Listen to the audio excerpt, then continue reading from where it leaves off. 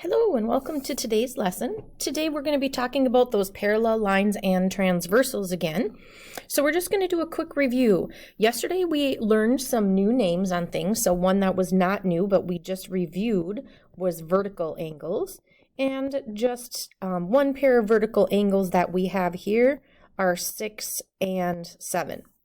Okay, we also had linear pair, which was not new. It was also a review, so there's a lot of linear pairs here. So like 6 and 8 are a linear pair. 5 and 6 are a linear pair. Then we learned some new ones yesterday, and one was called an alternate interior angle. Another one was an alternate exterior angle. Then we had consecutive interiors, so consecutive interior angles, and then we had some corresponding angles. So just what were these? Well, alternate interior angles are going to be something like 3 and 6. So 3 and 6 are alternate interior, and 4 and 5 are alternate interior. Alternate exterior, so when we have our two lines and we go on the outside, so we have 1 and 8. And the other pair some of you might be mentioning are 2 and 7. Consecutive interior are going to have to be angles on the inside, and they're one right after the other, so 3 and 5. The reason we cannot pick 3 and 4 is we already have a name for those. Those are called a linear pair. So 3 and 5. And then remember, corresponding, they have to be in the exact same place according to the line that makes them and the transversal connecting them. So if we talk about angle 2, where is angle 2? Well, it is above the line and it's to the right of the transversal. So we have to go above this line and to the right of the transversal, and that gets us to angle 6. So 2 and 6. Now these are names that we use for angles no matter what, whether the lines are parallel or if they're not. We have these names for everything. But if you notice in these diagrams here, we do have these red lines on here, which means these two lines are parallel. And I typically have a nifty little program called Geometry Sketchpad that we would be doing some experiments with. But I don't have that program on this particular computer, so I cannot show that part of the video. So what we would be doing here is we would be constructing, so here we've got corresponding angles, and then they just go through all the corresponding different angles. So now, if these are parallel, so what I would do is I would take this line right here, and I would have these angles measured here, and I would pull it down closer and closer and closer and closer until we got these lines parallel. And when we get these two lines parallel, what we find out is that these corresponding angles are congruent.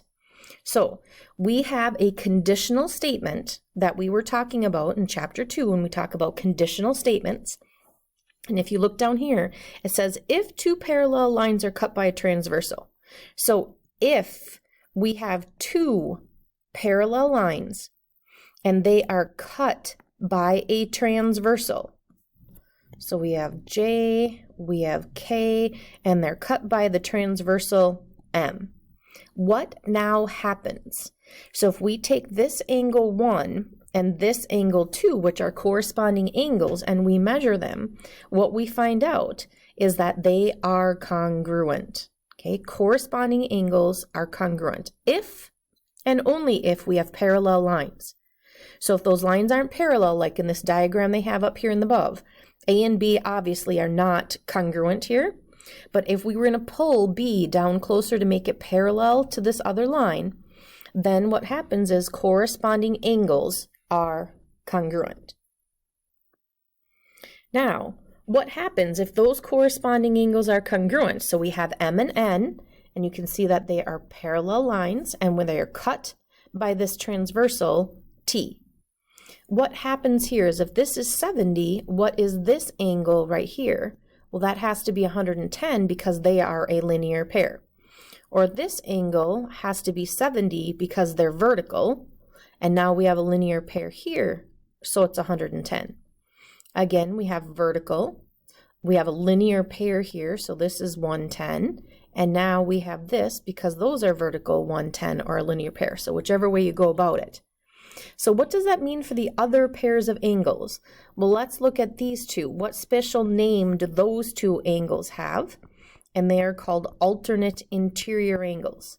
So if we have the same setup, two parallel lines cut by a transversal, then what do we know about alternate interior angles? They are congruent. Okay, so what if we talk about alternate exterior and exterior? So alternate exterior angles, what happened? They are congruent. Okay, and we started with corresponding angles, and what did we find out about them? They are congruent. And what do we know about vertical angles? Vertical angles, whether we have parallel lines or not, vertical angles are always congruent. Okay, so what else do we have? We have one more set of angles in here, and that one more set of angles in here are consecutive interior. So let's find some consecutive interior angles and see what happens with those. So consecutive interior would be these two angles right here. And are they congruent? Nope, but what do we know about 70 plus 110? Aren't they supplementary? Okay, so consecutive interior angles are going to be supplementary. All right, so what do we find out here? If two parallel lines are cut by a transversal, so they're definitely telling us that we have two parallel lines. They're telling us these lines are absolutely parallel and we have a transversal. Then what can we conclude? Okay, well, what do we know about corresponding angles? Were they supplementary or congruent? They're congruent.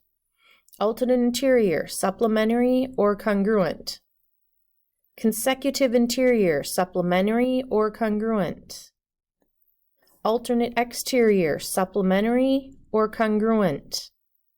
Adjacent, well, let's come back and talk about that. And vertical, well, we know verticals are always. So adjacent. So adjacent angles are going to be ones that are going to be right next to each other. So this one and this one would be adjacent. Or if we talked about this one and this one.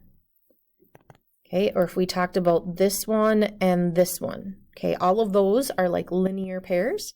So adjacent is going to be supplementary. All right, if you want to, you can go ahead and stop and pause this video and copy all of these down. So all it's doing is saying the same thing we just went through.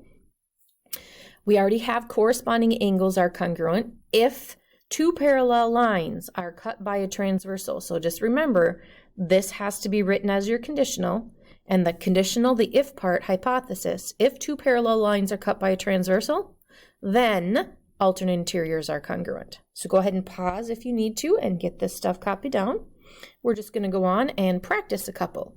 So what kind of angles are these? If they have this angle, KLM, and this angle right here, what kind of angles are those? Okay, those are corresponding angles, and corresponding angles are congruent. So y is going to be 115 degrees. Why can we say that? Well, we've got parallel lines. Example 2, so we have parallel lines. They want us to find ABC, so they want us to find this angle compared to that one.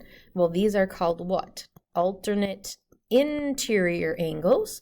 And they are congruent. So this is 116 degrees.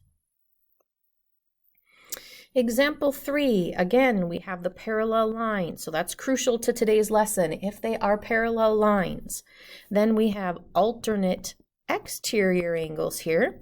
And we know alternate exterior are congruent. So 3n minus 45 must be equal to 2n plus 15. So I'm going to subtract 2n from both sides, which leaves 1n over here. And I'm going to add 45 to both sides. So what do we get over here? 50, 60. So it looks like n is 60, but they want to know PQR. PQR. So they want to know this angle right here. All right, so if we take 2 times 60 plus 15, so we have 120 plus 15 looks like 135. So now what they really want is this angle right here. So isn't this a linear pair? If we take this angle and this angle, they're a linear pair. So we're going to take 180 and we are going to subtract 135 from that, and it looks like we're going to get a 45-degree angle. So make sure that you go back and answer the final question. All right, EFG.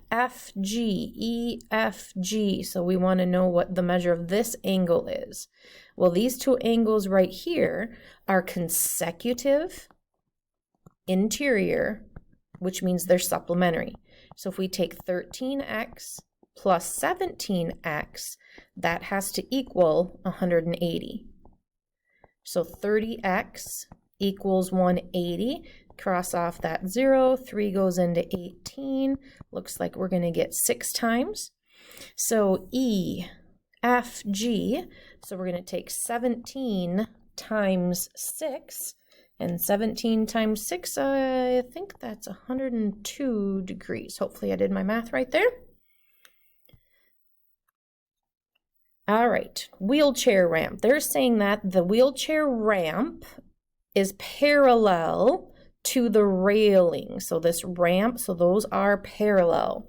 So what do we have here?